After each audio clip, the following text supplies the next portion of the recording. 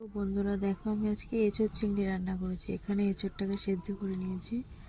এই দেখো চিংড়ি মাছ, এই যে মশলা, এই যে চিংড়ি মাছটাকে এখন ভেজে নেবো। এখন এই যে ভেজে নিয়েছি, কড়াইতে তেল দিয়ে দিয়েছি, তেজপাতা ফোড়ন দিয়ে দিয়েছি, এখন জিরে ফোড়ন দিয়ে দিয়েছি।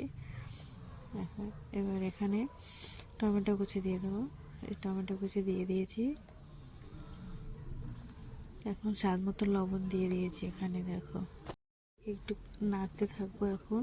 তারপরে এখানে দিয়ে দেবো এখন হচ্ছে আদা বাটা। এ দেখো আদা বাটা দিয়ে দিয়েছি, এই যে আদা বাটা দিয়ে দিয়েছি। এখন জিরে বাটা দিয়ে দিয়েছি।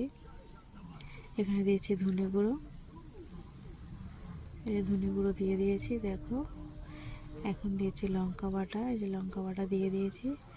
এবার দেবো এখানে হলুদ গুঁড়ো, হলুদ গুঁড়ো দিয়ে দিয়েছি দেখো। মশলাটাকে একটু কষাতে থাকবো। দেখো মশলা দিয়ে তেল বেরিয়েছে, সেদ্ধ করে রাখা এঁচোড়টা দিয়ে দিয়েছি মশলার মধ্যে।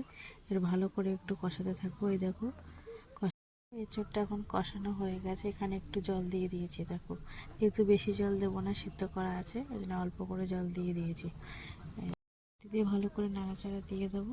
দেখো এখানে ফুটছে এটা, এই যে ফুটে গেছে তরকারিটা। ভেজে রাখা চিংড়ি মাছটা দিয়ে দিয়েছি। এখন এখন কিছুক্ষণ ফুটতে থাকবে তরকারিটা। দেখো এই যে তরকারিটা অনেকটা হয়ে এসছে এখানে, এই যে একটু নাড়াচাড়া দিয়ে নিচ্ছে।